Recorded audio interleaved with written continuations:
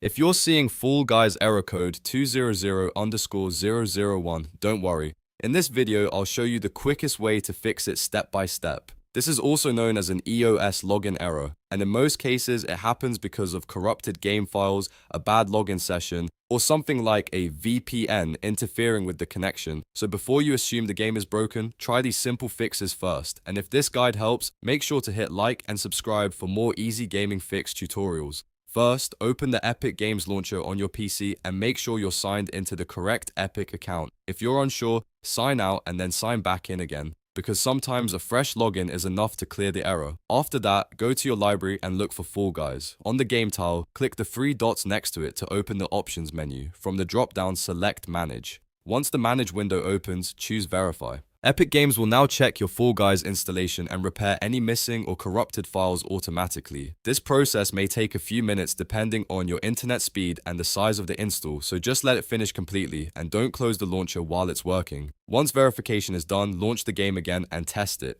In many cases, this alone fixes error code 200_001 right away.